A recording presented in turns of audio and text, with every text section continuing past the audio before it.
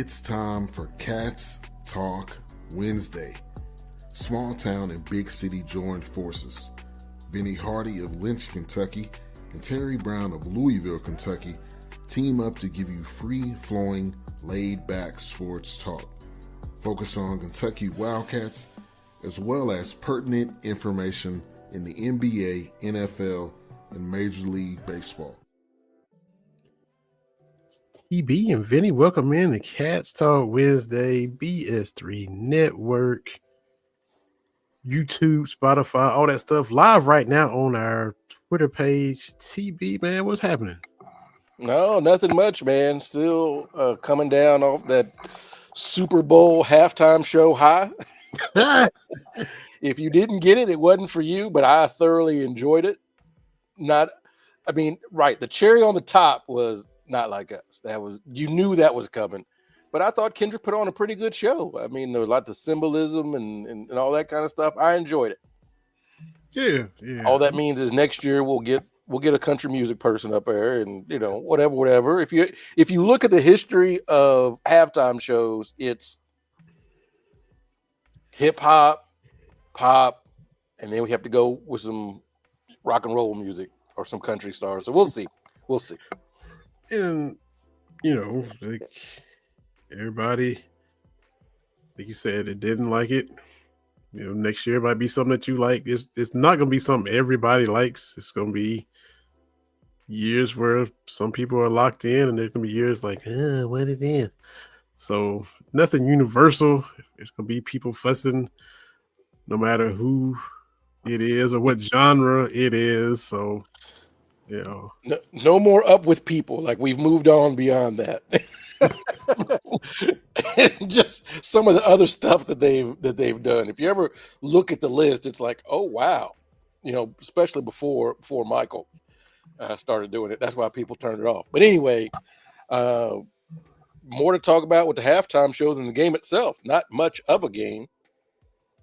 Not at all. It was a beat 'em down from the jump. Yeah, which also made me mad because if you remember last year's Super Bowl, the Niners were beating them pretty good. Fumbled the punt, they get touchdown, get a little bit momentum, and it's like, man. But then I see all these people like, oh, the Chiefs need to tear it all down. Like, come on, man. Like, we don't have to live in this hot take culture. 3 straight Super Bowls, come on. But anyway, Congratulations to the Eagles. I know that pains you to have to say. Absolutely. I was petty. I was hating all of that. I was hoping, the Chiefs could do it. We got our guy Michael Tillery coming on from Philly to talk about it, get his thoughts on, this their second one in the last few years. So they went from 0 to 2.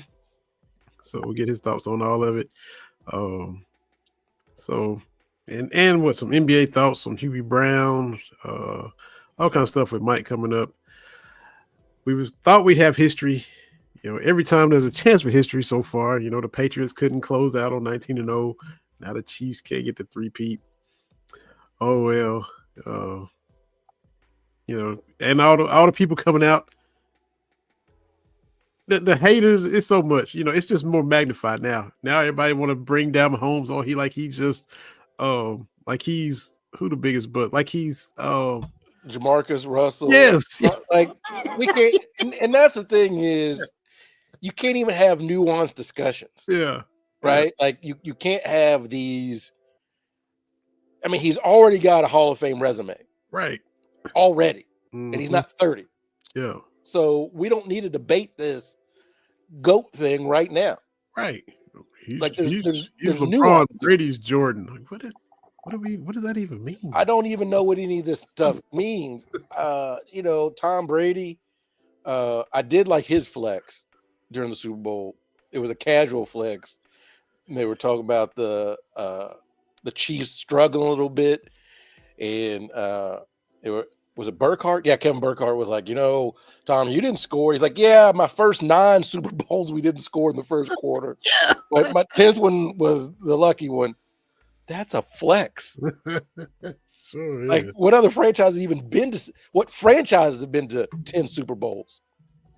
That's Yeah. crazy. Mm-hmm. Yeah, that's true. So yeah, he earned the right to throw Yeah, that in there. that was a little flex. The rest of it, yeah, Tom Brady's not my cup of tea. But they paid him all that money to talk. So, the Super Bowl, like I said, just to beat them down, man. Just the Eagles just showed if you got some dudes on the line, it doesn't matter who's back there. Hey, that's it. That's it. And when the Chiefs lose a Super Bowl, they flat out lose a Super Bowl. The Tampa Bay was 30-something-9.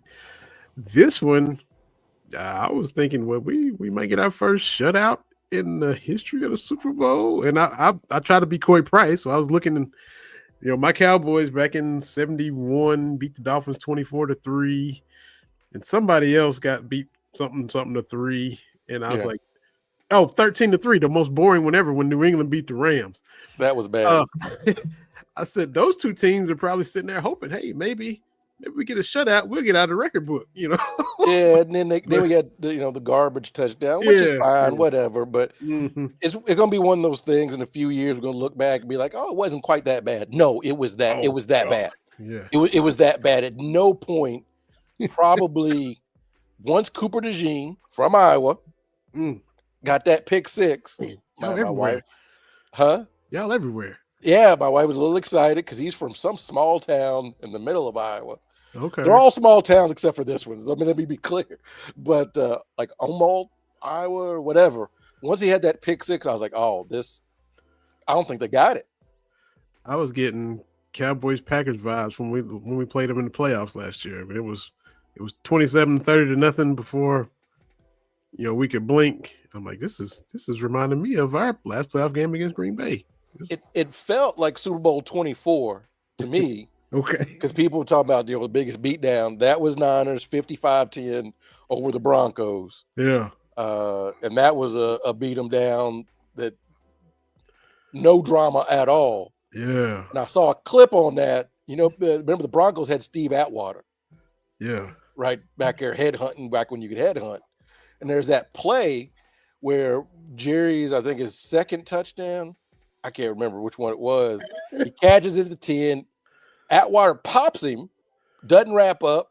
Okay. Gets in the end zone. And there was a little Jerry was talking. He's like, I knew all he wanted to do was hit me. He never wrapped anybody up. So hit me. And I'm gonna go in this end zone right here.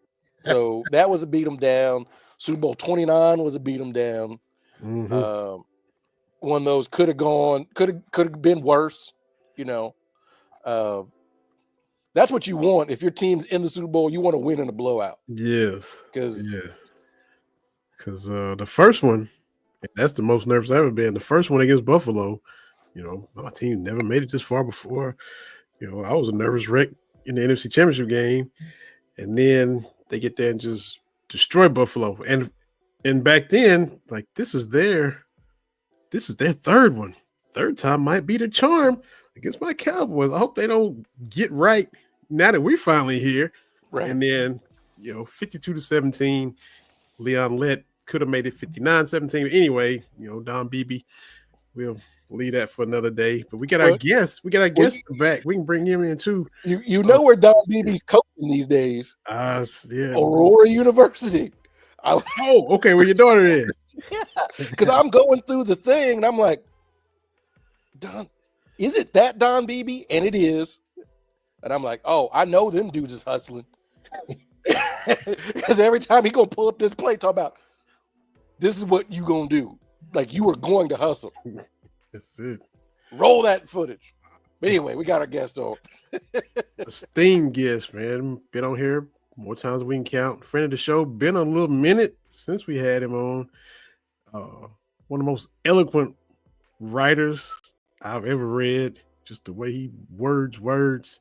Sports Keto, the starting five, the interviews with so many different amazing people. It's that guy, Mr. Michael Tillery from Philadelphia, straight off for that Super Bowl glow. Mike, man, welcome back. Yes, how are you doing? Okay, brothers. How y'all doing, man? Good to be back on. How y'all doing? Doing good. Thanks for coming on, sir. Yes, sir. Appreciate you, man. Of course. Should have know, bothered it's you a been- long time ago and got you back on it. I mean, I'm here, man. You know, I'm busy in the household, but I'm always honored, to be on your show. You guys are very gifted in what you do across a myriad of sports, and again, I'm honored to be on. We certainly appreciate it. Yes, sir. Yes, sir. So tell us how things are in your neck of the woods. You got the Super Bowl just happened, and it was decisive. The parade is Friday. What's the vibe, man? How's everybody feeling? So leading up to the Super Bowl, it just really seemed like it was just a team of destiny. Sam Barkley, obviously had a gifted season. I still think, and I will maintain that I think that Sirianni should have played him that last game so he can break all records. Mm. You get one shot to do it. Mhm. Saquon has been healthy all season, so to me it just really didn't make sense. This is former team, like you couldn't write the script better than what has transpired for the Eagles, specifically Saquon and Jalen Hurts. When talking to people just during the week, leading up to it, it's almost like it was everybody had Christmas eyes. It was like they were ready for this Super Bowl to happen because there was a confidence. I compare Saquon Barkley to 1983 Sixers with Moses Malone. They wouldn't have got Moses Malone, it was a wrap. It seemed like the same thing was happening with this team. Jalen Hurts was much maligned throughout the season. He caught a lot of criticism here. I'm probably the only sports writer here in Philadelphia that never wavered on him. Prior to that draft, I was campaigning that he had a decidable consideration to be Heisman Trophy winner, even though Joe Burrow just scorched the football earth that year. Jalen Hurts was like 3,700 yards passing. He was like another 1,200 yards rushing. He had 50 total touchdowns. The one game that he did lose, he threw for 395 yards, rushed for another 96, and had 4 total touchdowns. So I'm looking at this, and I'm watching this, interview with ESPN. I think it was Ivan Manziel, where I saw a coach's son. I saw the poise. I saw the football intelligence. I saw the patience. I did not see any frustration from him leaving Alabama, even though he didn't not want to talk about Alabama nor Nick Saban in that particular interview. So when he was drafted, I knew that he was going to take Carson Wentz's job. Like it was just very apparent because, again, his pedigree, he's the guy that you just stick in a team and he runs the whole ship. He gets everybody aligned and he wins no matter what. He look at AJ Brown. This is your game. Look at Devontae. This is your game. Saquon, obviously, this is your game. Dallas Goedert, this is your game. Jalen Carter, Jordan Davis, Quinyon Mitchell, Cooper DeJean, this is your game. It just seemed like I picked Philadelphia and Baltimore entire season based on the running aspect of each team and the fact that most defenses are still having these light boxes because we had these 5,000-yard passers, for the last almost 10 years. Mm-hmm. So once that ended, and obviously you're seeing the multi-versatile quarterbacks come in. I mean, look what happens when you give Lamar Jackson, Derrick Henry. He has a remarkable season. I think he was robbed of the MVP for a cult figure. And I'm not just going to say Josh Allen is a cult figure, but he had 825 yards less than Lamar Jackson in totality. His season was more comparative to what Aaron Rodgers did in New York. Check the numbers. They're very similar. Very similar. So what we're seeing is the narrative. ESPN had this narrative basically that Josh Allen just won the MVP half to the Rams game, which he lost. He had 6 total touchdowns. He had a monster game, but he lost that game, and they gave him the MVP. So, I'm looking and seeing what Jalen Hurts was doing. He's flying under the radar. I was getting a lot of arguments with a lot of sports writers here because they were critical of Jalen Hurts, saying he couldn't do anything in the play action pass. He was inaccurate. He couldn't hit his much ballyhooed receiver core. And I'm sitting back and thinking, what's their record? Have they lost a game? They won 16 out of 17 games at one point, and then culminated with a Super Bowl win that again looked very similar to 1983 in the Philadelphia 76ers.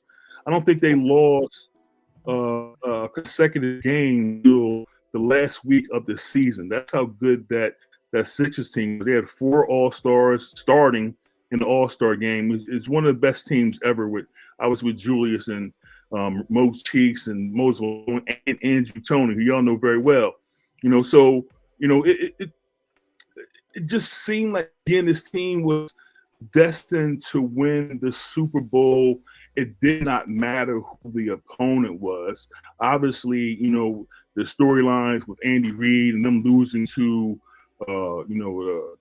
the Kansas Chiefs, Glendale, a couple years back, everything kind of aligned to where we knew that the Eagles were going to run roughshod over this Kansas City team. I picked 37-20. A lot of people were picking around that same kind of number. It's not a disrespect to the Kansas City Chiefs, but the narrative was make Jalen Hurts beat you via the pass. And as soon as I heard that, I said, Eagles are going to win the Super Bowl. Because that's what they're going to do. They're going to put everybody in the box and try to stop Saquon, which they were, pretty good in doing. He still had like a total of 97 yards. But, it just seemed like it was just bound to happen. It just wasn't even – it was never in doubt. Usually with Eagles games, historically – that they just bite your heart out of your chest and just wave it around and play with it a little bit, and then at the end you have an exhale, but it was nothing like that this time. As soon as DeJean ran that ball back, it was really wrapped. It was 14 points just that quick, and we just know with that defense, Jalen Carter. There's a team within a team here. Everybody talks about the Georgia Bulldogs that are on this team, but they don't talk about it enough, because what they do in the locker room is really just galvanize themselves first, and then it just fans out to the entire team. And another thing is bringing Brandon Graham back for the Super Bowl, him being, an unquestioned leader on this team. The last guy left, him, Fletcher Cox, and Jason Kelsey. He's the last guy left. So a lot of fans were confident in that he was returning. Like, his arm is falling off. So I'm glad he's getting the off season. And I think because the Eagles won, he might come back last year. He was saying that, this was going to be his last game. But he's talking now that he might play. Him and his wife and his family are having, talks about what we're going to do next year. And obviously he's going to talk with, the brain trust of the Eagles to, either play or retire. You can see it in Jason Kelsey's face that he was really wanting to play on this team. People were getting him a ring too. He wouldn't accept that, but he missed the camaraderie. And when you have such a camaraderie in a galvanized locker room that is based on superstars, this team has superstars. That defense, if nobody touches it in terms of free agency or trades or whatever, I don't see how this team does not return to the brilliance of this season.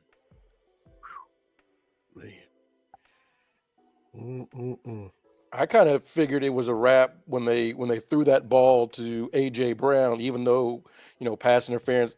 But that on a 4th down play, I was like, oh, Yes. okay. The Eagles, one, they don't think that the Chiefs defense can stop them, but they're basically like, we are confident our defense can stop you. That's how you make those plays. And like you said, once DeJean ran that back, Vinny and I were just talking about it, I was like, oh, that's a wrap. Like, I don't think Kansas City's got the juice for this. I mean, the Chiefs didn't score to the middle of the 3rd quarter, right? I think the Eagles had 24 points first half. The Chiefs only had 23 yards. It was just a total domination, and we have to give Nick Sirianni credit as well. Obviously we're going to talk about Howie Roseman and what he did to put this team together, but Nick Sirianni being what he did on the field, being that he did it his way, and was arguing with the fans early in the season, making some crazy calls. I actually think, and I've talked about this on the radio show that I do on Mondays, is I thought that he kind of put this team in a straitjacket. You heard Jalen Hurts say that, Nick let me out of my straitjacket. So it seemed like all year long, they were sitting on their hands and waiting for the playoffs to happen. It was kind of similar to that first game with Baltimore, where you saw Lamar Jackson just run all over the field early. The playoffs are a different season. You don't worry about getting hurt in the playoffs. You're going to do whatever you need to do to win the game. So this is what the Eagles did. It was great to see, a guy like Saquon Barkley. Moses Malone was very quiet, humble in a sense. He wasn't really humble, but he was very quiet. Very few words. Saquon Barkley is still that Penn State Nittany Lion, running around the locker room, dapping everybody up, picking people up, talking to them, making sure that he had relationships with the players on the team, which I think is very important when you're trying to win a championship. I covered the Sixers for a long time, and what's Andre's name? The guy from Utah. I did a bunch of stories on him. Huh? Andre Miller? Andre Miller.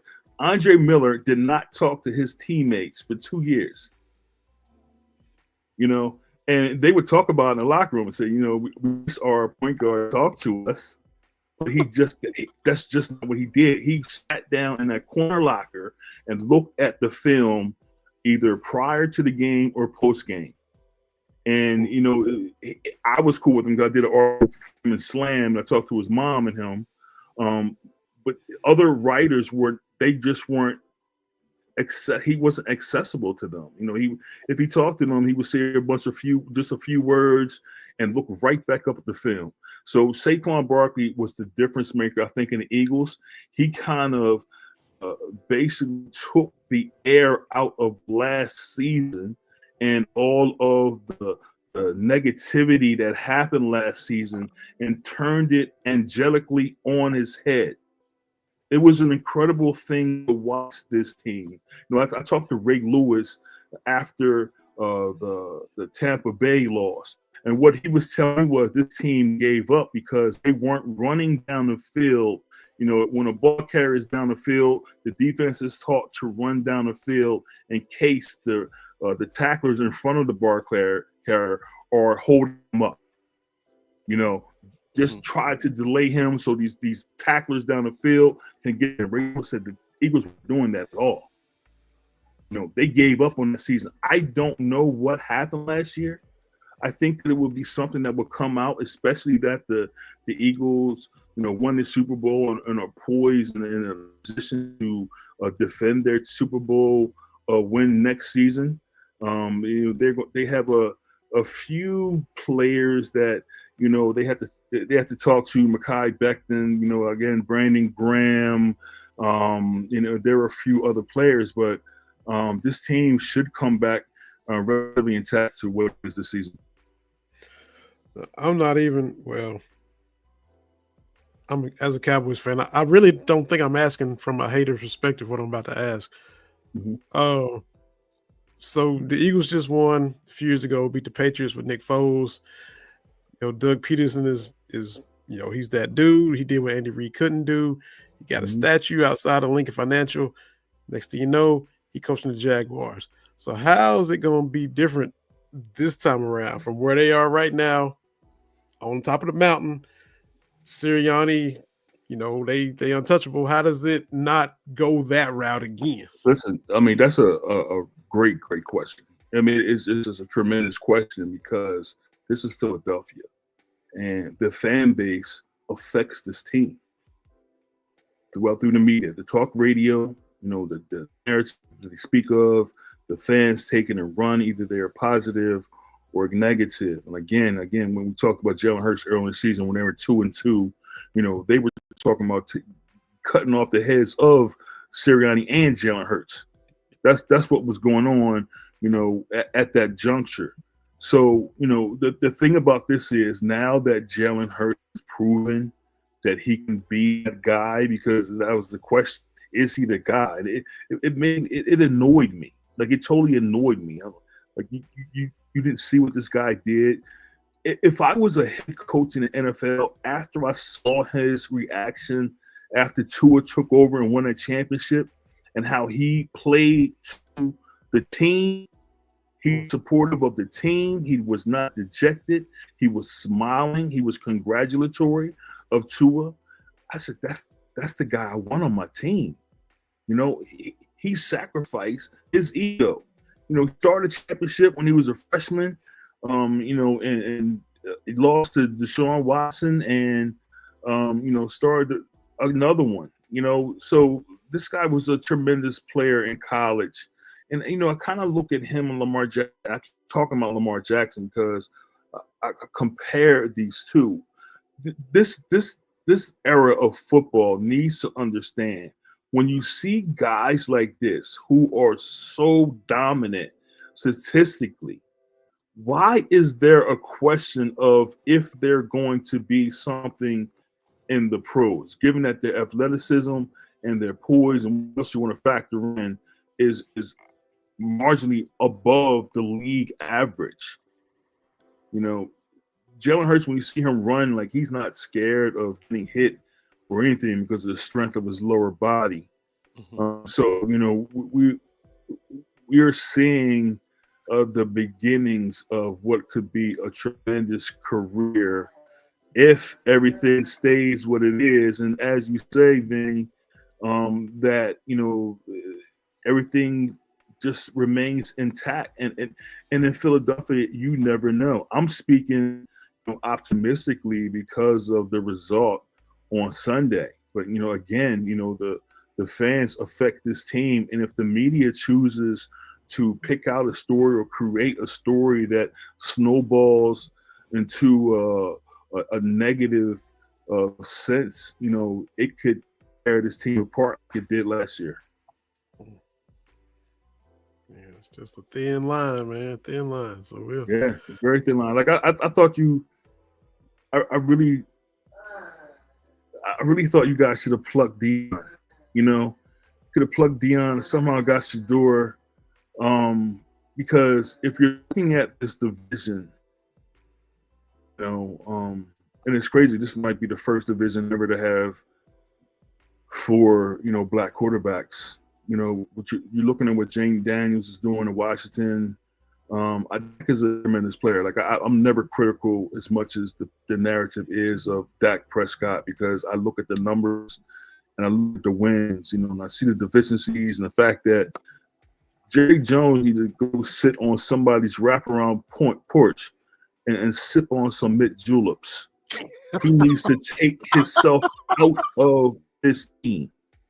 He really does. I think he's really holding his team back because, they look at him as almost like a king, and they react accordingly. They don't step out of the line the way they talk. Except for Micah, Micah Parsons might, say some things here and there, but the rest of the teams, including the quarterback, does not step out of the line in the way he speaks to the media and the fans, even on their social media. Yeah. So we'll see what the Giants do. I mean, we saw how they messed up with Saquon, so I don't know if they'll get Shador up there or not.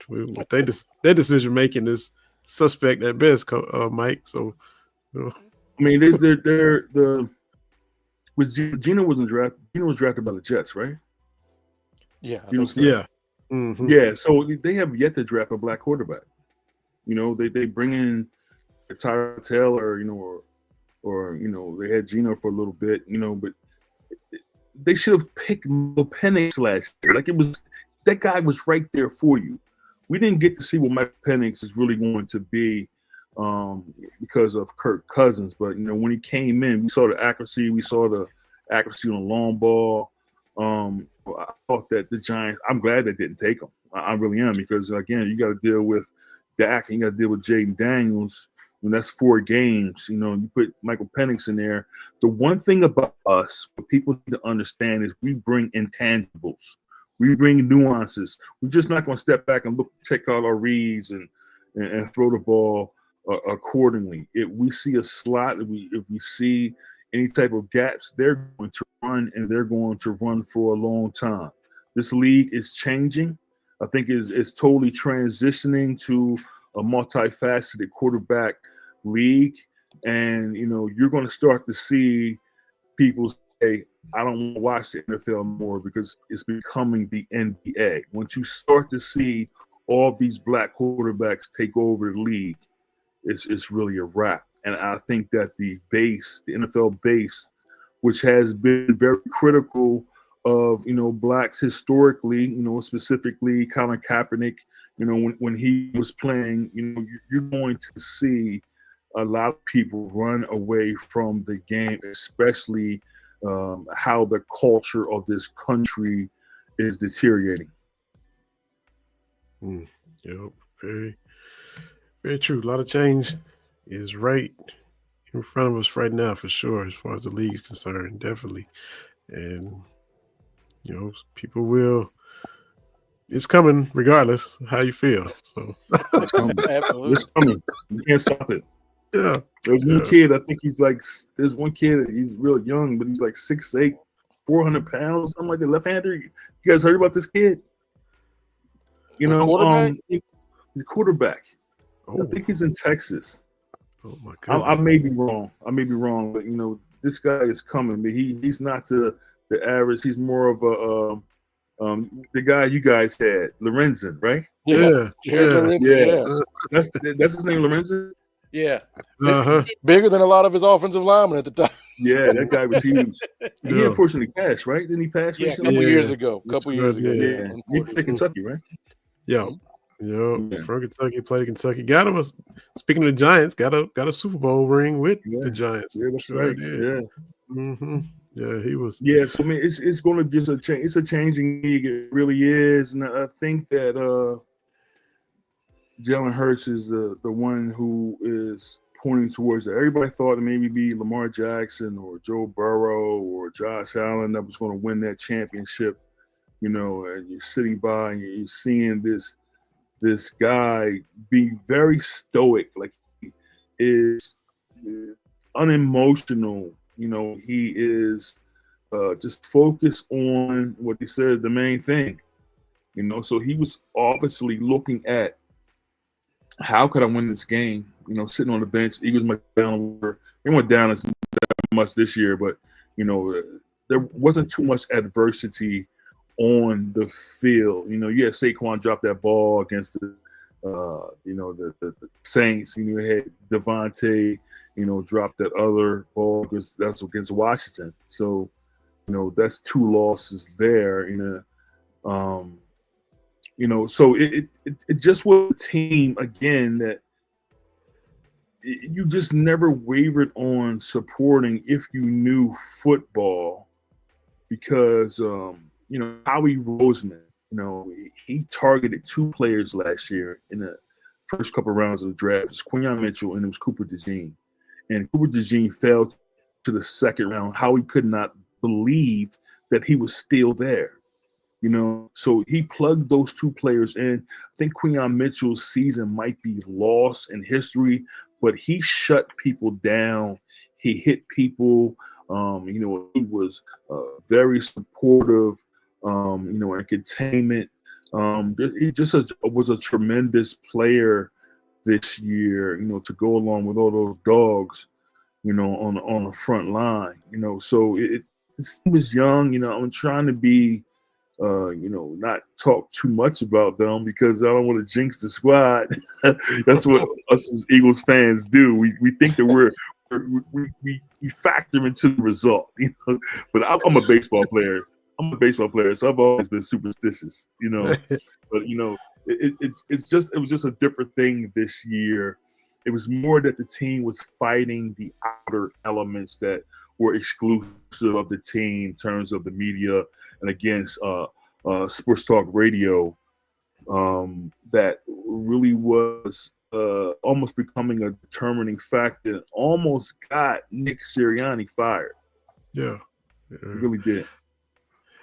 Before I switch to Hubie, gotta get a Sixers question in real quick because Terry, Carol Smith is like one of our most loyal listeners. If she's not listening now, she's gonna catch us later on the replay on YouTube or something. But huge Sixers fan, huge Maxey fan, season ticket holder for all the Kentucky games. I met her last year at Rupp Arena for the Vanderbilt game. But just short term, long term, how's it going to play out for the Sixers? 20-33 right now, 11 seed. If they can get on a little run, they might can pass Chicago because both of them are sputtering right now. But Embiid long term, what's going on with that? How just because this season can't be what y'all were expecting. So, what you not see at all. There's just an air of cloudiness over the Sixers now, being that Embiid, he's really not going to play too many back-to-backs. I think that the biggest mistake that the Sixers made was allowing him to say that to the media and the public. That should have been something that came from the front office. Daryl Morey should have said that. Not even the coach. Go straight to the general manager and say, look, we're going to be very cautious with Bell this year, given his knee injury history. And, you bring along, PG, Paul George, who also has had a history of injuries. He suffered one of the most gruesome injuries we saw in sports. Yeah. So they have players like you could put Paul George up against any offensive player in the league. You can do the same thing with Joel Embiid. Obviously, you can do the same thing with Maxey. So there is very talented players on his team. Nick Nurse, I didn't like the signing of him at first, but he seems to have a hold on his team. Kelly Oubre is a good player for him that he's kind of using against the other players. How coaches do that sometimes to get a point across, but they're using Kelly Oubre to do that because they know he can take it. Outside of those players, like I really don't know. I think that Maxey was robbed of that All-Star. He's seventh in the league in scoring. And he was an unquestioned leader of this team whenever Joel Embiid does not play. Maxey is Andrew Toney to us. That's what we see of him. Two guards, kind of came out of nowhere, basically. I mean, did you guys think that Maxey was going to be that good when he was at Kentucky? I thought he was going to be solid, and I'll tell you why. The first game, I don't know if it was exactly the first game, but the Champions Classic, Vinny, against Michigan State. And it was go time, and Maxey showed out. I think that was in Madison Square Garden, if I'm not mistaken. And that's when I was like, okay, because, we play those big games. Sometimes that spotlight's a little bright for the freshmen, especially if it's like your first week of games, right? But he was making plays and pulled up on that deep three, and I was like, oh, okay. Yeah. And then that team really started playing well, him and Quickly, who's in Toronto now, and they really figured it out. And, of course, COVID cut that year short. I thought he was going to be solid, not quite like what he is right now. I was like, he could be solid because he's not scared, right? Like I think that's one of those things that we don't talk about, and I'm glad that you do. like with Jalen Hurts, there's just something about some of these dudes. It's not about getting too high, getting too low. It's just that calm and maintaining. That's what I would, my scouting report for Max, I'm like, and if you can play under the bright lights in Lexington, you know, it's not a big jump to go to the bright lights of Philadelphia. I know it's a little bit different in Philly, but the lights are bright both places. And if you can make it here, it really translates. So, but I'm still shocked at how good he is, to be honest with you.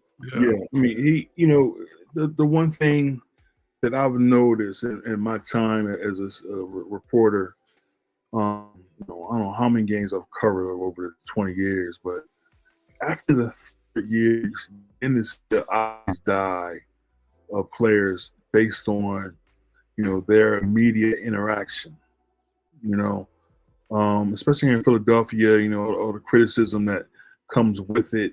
You know, you really do see that the players are tired of talking because anything that they say is being moved around, you know, taken out of context, you know, what have you. And I haven't seen that. I haven't heard a game this season, you know, but I'm trying to get down there just to see if Maxey is still cool in terms of his media responsibilities.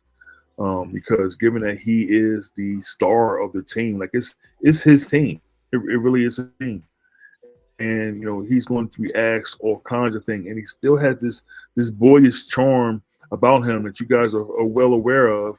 And I just really hope that he continues or he's allowed to continue on the lines of his, you know, very distinct personality in terms of being a gifted teammate, you know, holding his teammates accountable. Like, and he was one of the only players that stepped to Joel Embiid, you know, what he needs to do.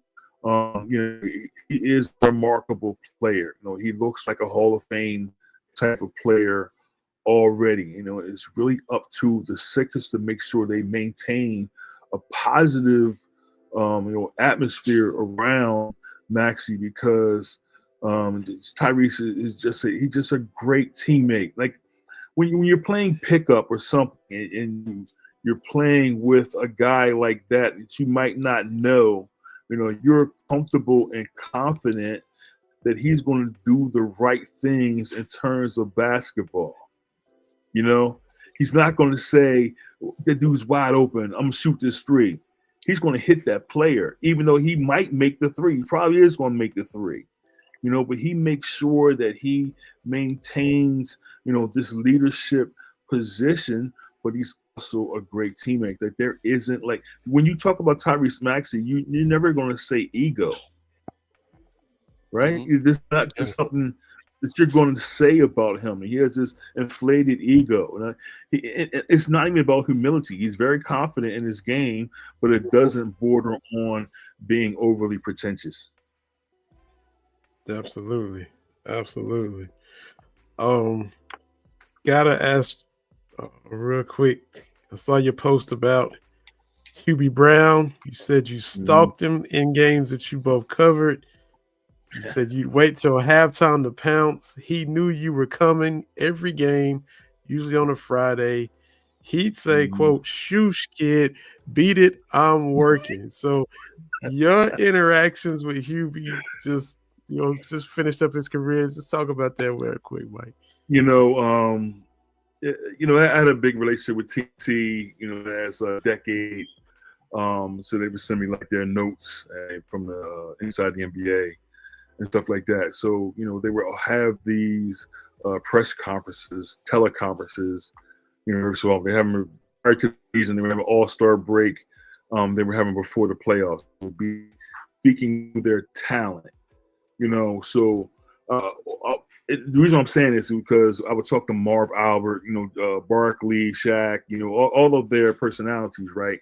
The guy that I always wanted to speak to was Hubie Brown, because me being a Julius Erving fan, like he is my introduction to basketball. You know, that's when Hubie was a coach, and he still had the white hair, and he had the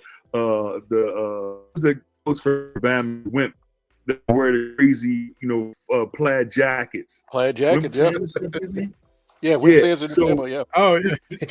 yeah. So this is how I remember Hubie Brown. But what really moved me back then is when they would interview him, or I would see interviews of him, and I would see the depth of his soul. You know, being that I call it soul rock soul. That's what I call basketball. He had every element of soul rock soul within him. He's going to speak unapologetically about the game. And it doesn't matter who he's talking to. He doesn't care if you're offended by what he's going to say because it's his love and soul for the game. You know, I just would be like this little kid.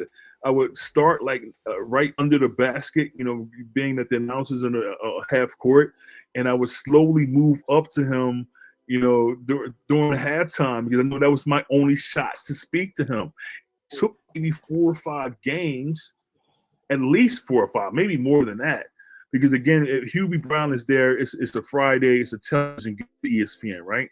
So you know, I was trying to get just anything from him so I can kind of transfer his wisdom to the people who I associate with, being either fans or media or players themselves. We're losing, like, glad he's still here with us at this advanced age, but we're losing someone who is a student and a teacher and a god of the game. You know, because you're seeing now with social media kind of ruling everything. Everything really is almost like in an Ernest Hemingway sense. Is short bursts instead of elongated, long form, you know, answers to questions that sports fans need to know about the sport of basketball. So, you know, he is in the middle of that. He's a fixture, you know, he's like Jack Ramsey, you know, God rest his soul. You know, we lost him. He's kind of almost in that same type of game where he just speaks to the game itself. We call him Doctor. You know, Hubie Brown should have been called Dr. Hubie Brown. That's just what he is for the game. I love that man. Like I love that man. I can say that because I know that when I talk to him, he's going to give it to me right. You know, there are a few guys that I talk to: Spencer Haywood, Bob Ryan, Rick Barry, and you know, Hubie Brown was another one of those guys for me. I know that I can talk to, and he was going to give it to me straight, even if he was feeling bad that day, or he had a deadline, or you had to go to the bathroom at halftime, or even get a little drink. You know, he knew Michael Tillery was coming. He knew I was coming. I said, you know, Mr. Brown. I always call him Mr. Brown. I didn't call him Coach. You know, when I call him Hubie, I call him Mr. Brown. I have to get this from you because there's going to be time where you're going to be gone for the game. You know, the same thing here in Philadelphia with Harvey Pollack, who was the 50-year statistician for the NBA and one of Wilt Chamberlain's closest friends. The reason why I stalk these personalities while they're still here with us is because Harvey Pollack died the day I was supposed to interview him. And I told him I wanted to sit down with him for 3 hours. And I was going to get everything. He was the first guy of this era. So we're talking back in the 70s, where he was the guy where all of the stats that people talk about now would have happened then. There was a story that he told me real quick about Wilt said to him, Michael Jordan only, he doesn't make any mid-range of jumpers, right? So Pollack tracked them. He put them all on paper, and he said, "You're right." And he put them in the back of his car, and somebody stole his car. Oh man! So all of that paperwork, all of those advanced stats were gone in a time in the 80s where they would have been relevant and sped up the game of basketball from a moral statistically standpoint, not a statistics standpoint where people can kind of argue and place here and there when they want to talk about statistics. Harry Pollack was that guy. He would walk around the Eagles, the Sixers arena with this little hunchback. He was very slow. I don't think anybody knew who he was. And I saw him and asked him, "Who are you, sir?" And this is when we formed a relationship. And unfortunately, he died. It hurt me for a long time. It really did. Almost in a way, I was on a plane to Kansas City where Buck O'Neil died. So I chased Al Davis and Ruby D. These people who are among us, who are titans on a very humble, almost complimentary level to life. Once they are gone, the data dies too. So when I interviews in any sports arena, I make sure I get a coach, I make sure I get a trainer, I make sure I get a former player who might be walking through. I get the radio guy. Dominique was good for that, and I get a fan. I want to make sure that the people see through my eyes what just transpired at the game because they were not there. Yeah, that was great. Hubie is fantastic.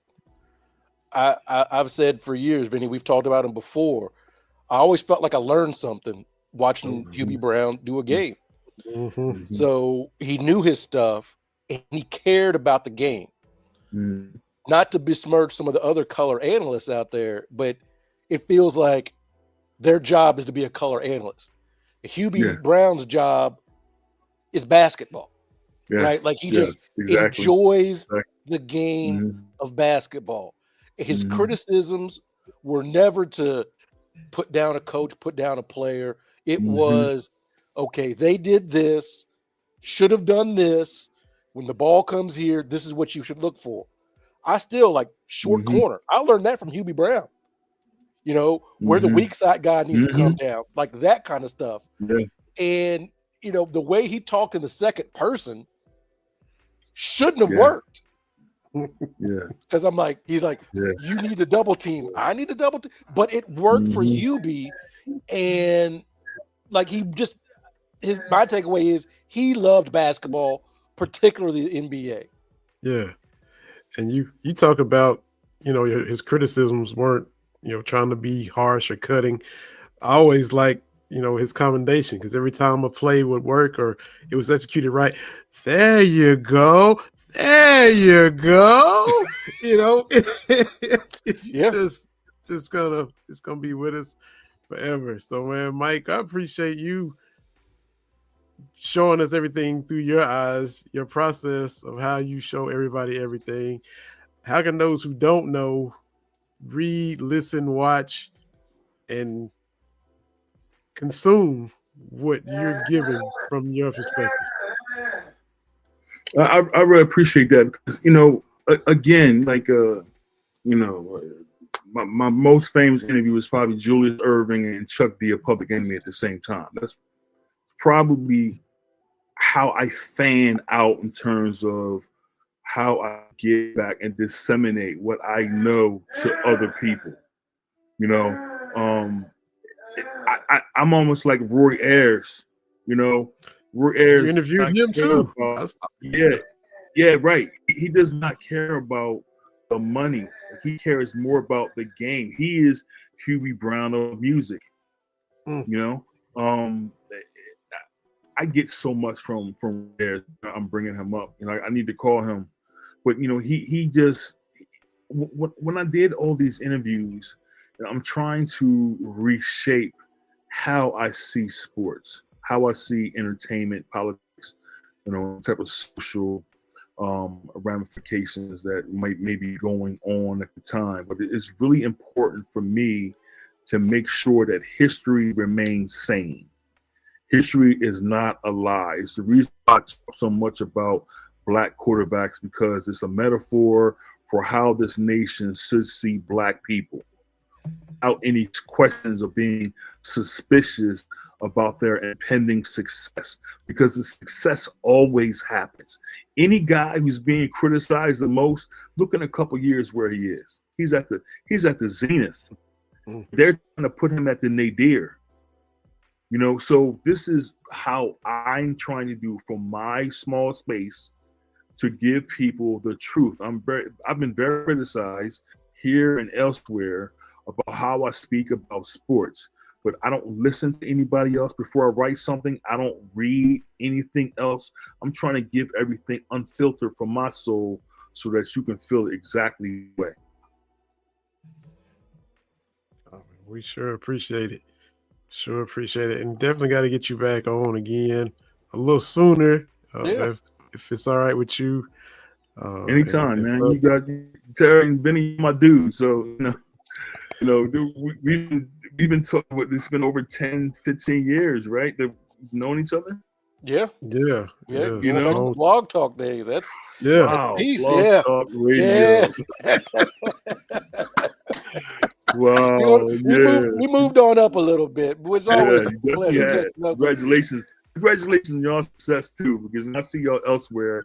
I'm not just seeing just your posts. I'm seeing other people, talk about y'all, and I'm like, oh, this my dudes there. So that's what I love about sports is when my peers, the people who I talk to, I know are good people. Other people are talking about them, and it's not you talking about yourselves. So that's a great thing. So you guys have a lot of fans that you might not even know about, but I know, the same thing I ask myself. People say, yo, you got a lot of fans. I don't really see it that way, but that's the way it is, I guess. Yeah. And we definitely appreciate you. Definitely appreciate you, man. And yes, sir. Continued success. Appreciate the insights. Enjoy the second Super Bowl. And the parade and all that comes with that, and we'll all be looking to see, if the Eagles stay the course. Glad to see Jalen persevere and remove the doubt. But like I said, can't thank you enough, and definitely I'll text you again soon, man. Get you back on here, talk about all these interviews and people you've been able to talk to, and all those wonderful things, man. But can't thank you enough. Just hit me up time. I like to talk, especially like I said, I'm talking to good people, knowledgeable sports fans, just great men in general. So that's you guys could run the whole gamut. And again, I'm honored to be on your show anytime. Just hit me up. I don't care if it's 5 minutes before. All right, man. We appreciate it. Thank you for hopping on. Yes, sir. Thank you, Mike. Appreciate it. Peace. Yes, sir. Michael Tillery. Check him out. Friend of the show. Mm-hmm. From way back, like we said, Blog Talk and beyond. And check out all his interviews, man. For real. Doc, my guy Dominique, my guy Dream, Roy Ayers, like you mentioned, Chuck D. It's a catalog of just amazing content, man. So always cool to get to interact with Mike. You mentioned the symbolism from the halftime show with Kendrick. I've noticed a little symbolism right now on this show because you're normally a lemon guy, but I see you drinking that orange Gatorade, and we saw what happened to the Vols last night. I'm seeing a little symbolism with that. I love beating Tennessee. Whew. And, again, they epitomize, we've caught up with Kentucky, but it's always like a 10-game stretch where it's like 5-5, right? I've got other people keeping track of Kentucky wins versus Thanksgiving. I got other people that have taken that baton and run with it. But what Kentucky's been able to do shorthanded. Yes. In different ways. We got myriads of ways of being shorthanded. And, I don't know what we know with this team healthy. We know what the ceiling is. Right? Because they've beaten Duke, beaten Tennessee twice, beaten Florida, beaten Gonzaga, school record for top 10 wins in a season. That's crazy. Mm-hmm. Considering how banged up they are. But I'm becoming more and more of a Pope fan. Yeah. His offense is working. I know, we've lost some games and things like that, but it's a shame as we sit here mid-February March is coming. Yep. And, the downside is we're not going to have these guys again. Mhm. I think the basketball these guys play are good, is good. I think they're great I think they're great people. Yeah. On top of that, talking about how they carry themselves, how they comport themselves. The good news is this is their first team, Pope's first team. So they'll always have that. Yeah. This is the first chapter on the Book of Pope, and this is Mhm. a great place to start. Yeah. Because these are games. I know March and the postseason NCAA tournament, that's its own thing. My whole thing toward the end of the Cal era was we were losing a lot of these big time regular season games. Mhm.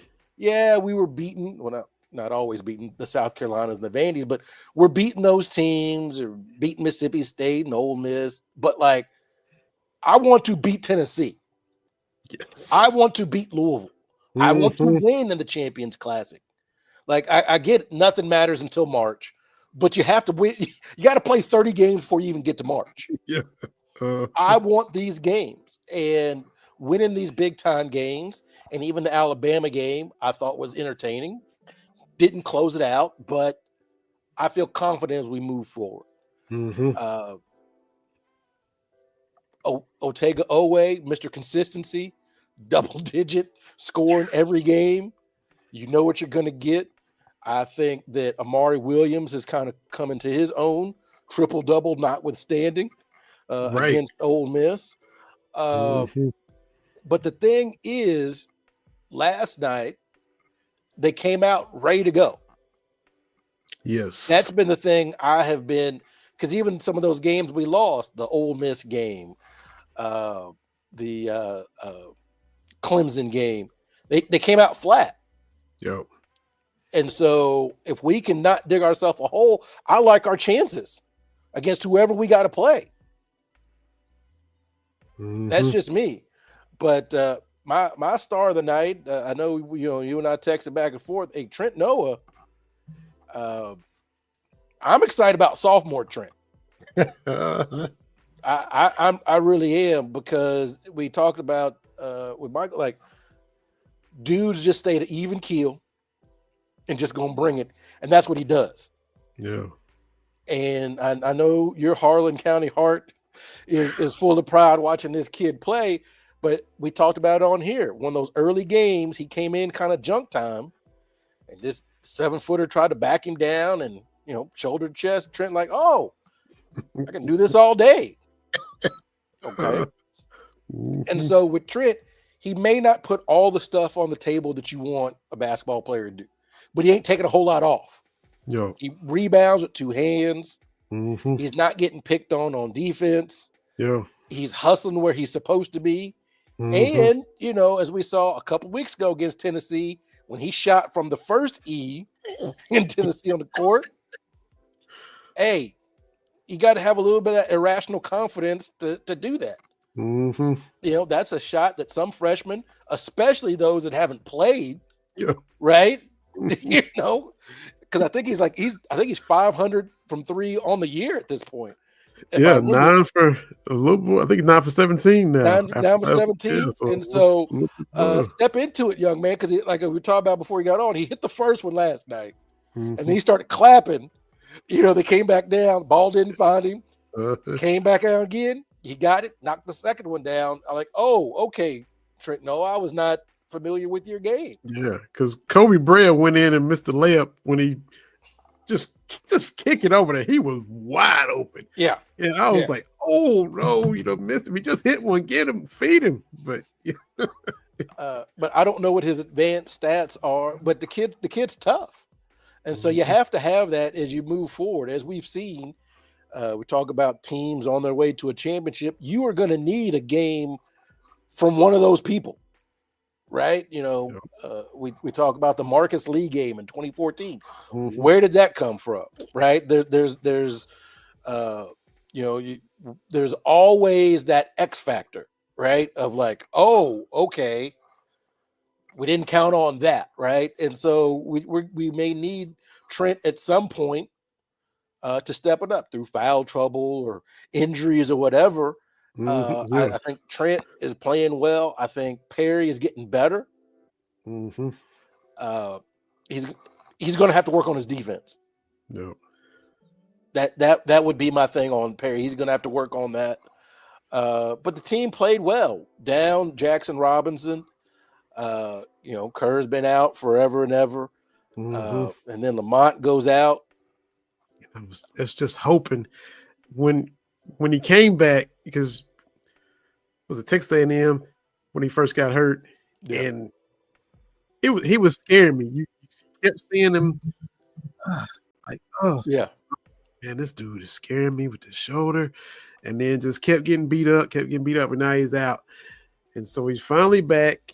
I'm like, we just get him through, and he was playing hard. He was not like holding back. He was still making plays. There was a play in the first half where he dove after a ball going out of bounds, and I held my breath. I'm like, oh Lord.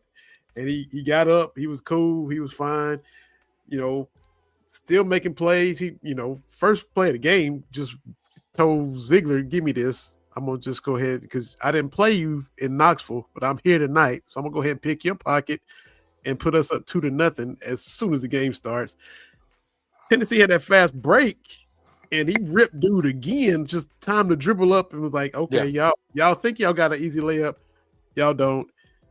And it's just that little freak thing where you saw him dive and you knew, the shoulder was compromised. I'm like, oh man. So he goes out, they go up 3.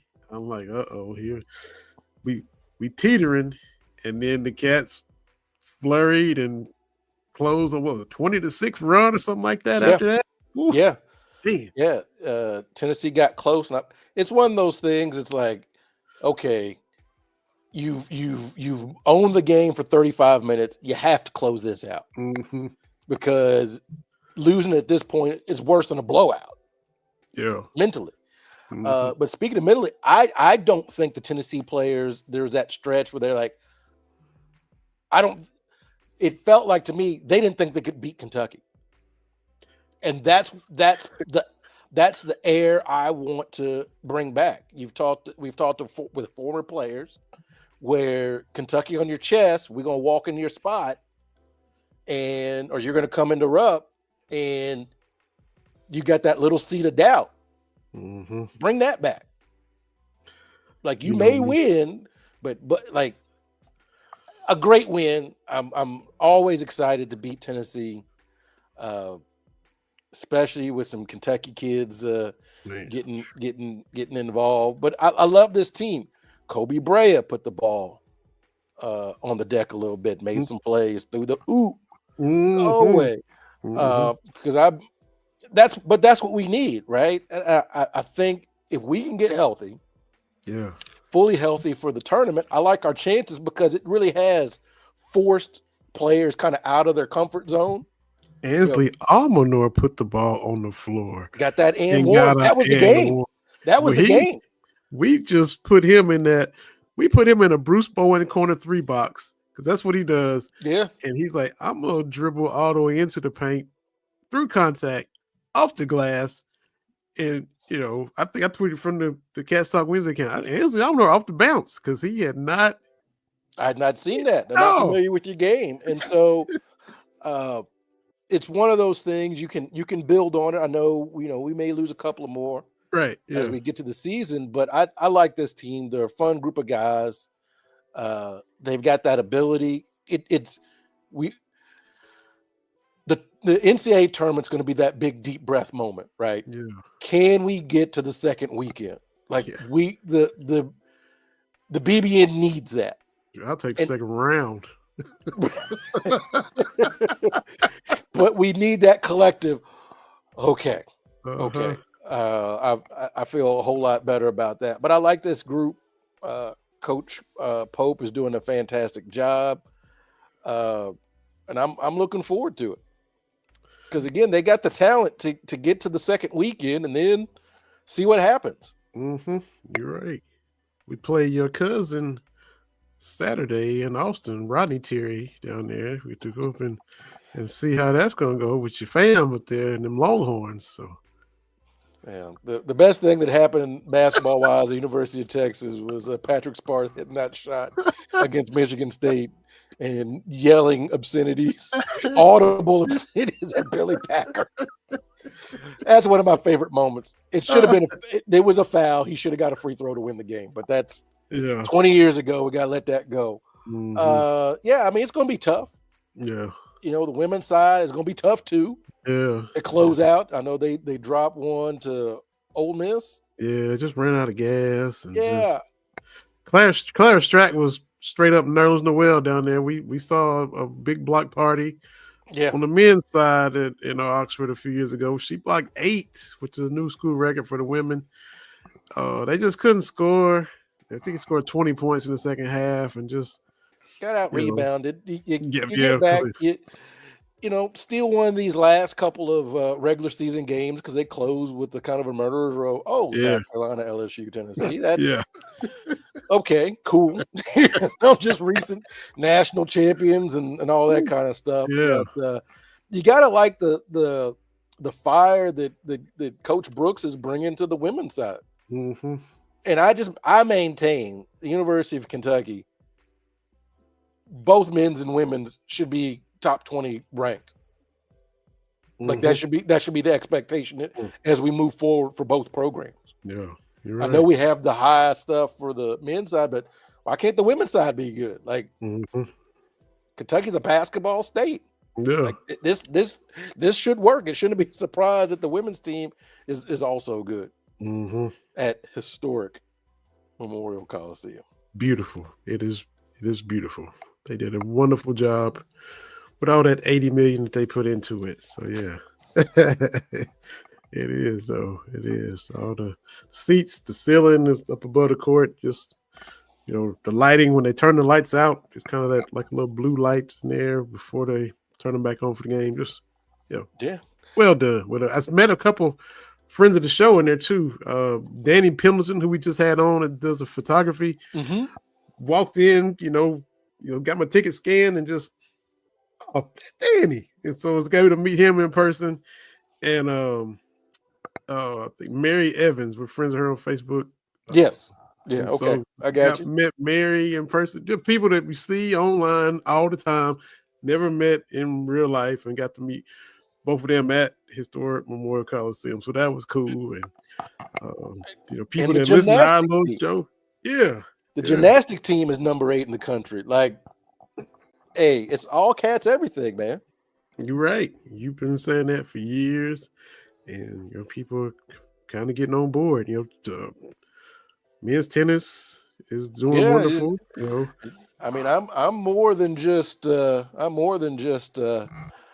basketball here. I'm literally all cats, everything. I can't wait to go back and catch some games and everything. Yeah, softball off to a good start. Baseball's about to start. Both of those teams are ranked as well. So it's like you said, it's all cats, baby. And if they go back to Omaha, when they go back to Omaha, I'll be there again, man. And see, that's amazing. The first ever World Series game. You were in the building in program history. There'll never be another first College World Series game ever for UK baseball, and you popped over from Des Moines to Omaha. Yeah, that epic photo, you celebrating. Oh man, I was so glad. My friend Ben, he caught me in the moment. It was I think back. I still look at some of the stuff around the College World Series. I'm like, that was great. I know it wasn't a championship, but that walk off. Yeah. Because from where we were sitting, I heard it, and I'm like, I can't find the ball. Then I looked at the fielder, and I saw his shoulder slump. And then they started playing the fight song. I was like, oh, word. Okay. It was a good time. And so they go back, I'll be there again. That's awesome. And I always like to say, Kentucky baseball made it to a College World Series before Tennessee basketball made it to a Final Four. I just put that out there. I'm just saying. And that's why I don't like Tennessee, because I see like this somebody Vol account, like it's been 2,000 something days since Kentucky men's basketball has made it to the second round or whatever the stuff. And I'm like, for real. Look, I will entertain your football trash talk because I understand what the score is there. Yeah. I understand. In the SEC, yes, we were the last team to reach the College World Series baseball. Yeah. Okay. Football, whatever you want to throw out, okay. But men's basketball, come on, man. Yeah. You can't do that. You just can't even, you shouldn't even approach that subject. I'm in a couple of group texts with some buddies, they're Tennessee fans. We're all Braves fans. So baseball season, it's hunky-dory. Football and basketball season, then we draw our lines. They're orange and I'm blue. And so, I was giving it to them last night. But that'd be like me trying to talk about us going to bowl games and stuff with them. I can't speak with them on that. Even though it's been a minute since they won the title in '98, we ain't even been to an SEC title game. So what? I can't. I'm not talking trash. I know when to not say nothing, but some of them just still try to talk that talk when they can't. I will talk trash because Alabama and Auburn play this weekend. Yes. Number 1, number 2, first one in SEC history. I stand by my tweet. My tweet was because the rest of y'all didn't care about men's basketball till now. Yes. Because Kentucky been ranked number 1, number 2. I'm thinking Duke has been ranked number 1 more weeks. Anyway, in the SEC, it's Kentucky and everybody else. Mm-hmm. Because let me get this accurate. I want to be accurate with my numbers here. Let me find this. Okay. When we look at the AP poll, Kentucky has appeared in 76% of every AP poll. Okay. The average ranking is 7.3. All right. Duke, their average ranking is 6.6. That's number 1 all time. Okay. The next SEC school on this list is Tennessee, and they have been ranked for 28% of all the polls. That's a huge gap. That's a huge drop off, and their average ranking is 12. So what are we doing here? So when I say, again, it's Kentucky and everybody else, it's been Kentucky and whoever decided to be good for any given year. Mm-hmm.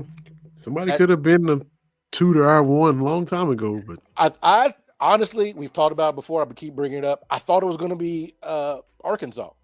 Yep. When Nolan Richardson and them boys came in, and was that 92? Mm-hmm. Yeah. Fresh off that Final Four with Todd Day and them, Lee Mayberry and Oliver Miller. I was like, oh, they actually care about basketball like we do.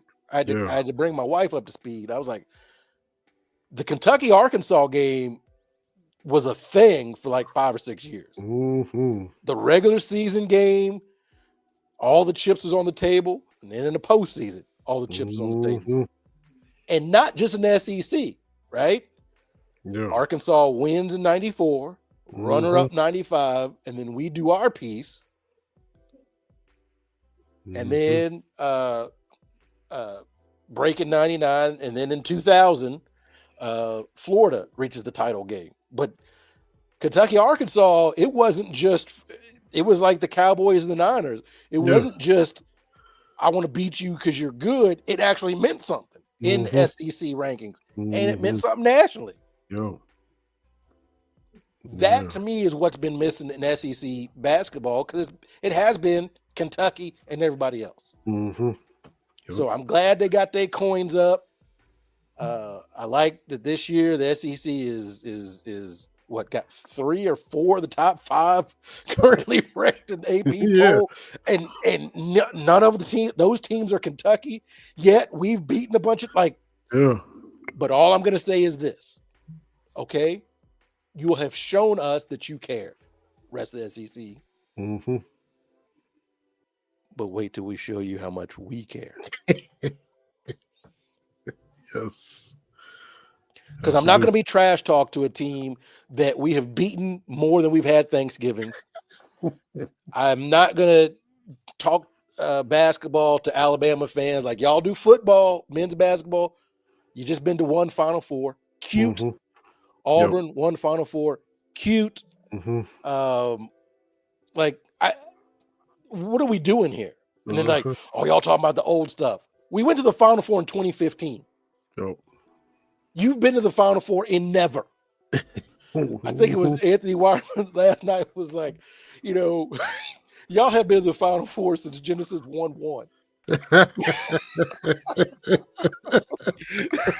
Since God looked at the firmament and separated the light from the dark, you haven't been to our Final Four. And then, because some of their tweets are like, we're never, we need somebody that's going to get us to a Final Four. How do y'all know what a Final Four team looked like in Knoxville on the men's side?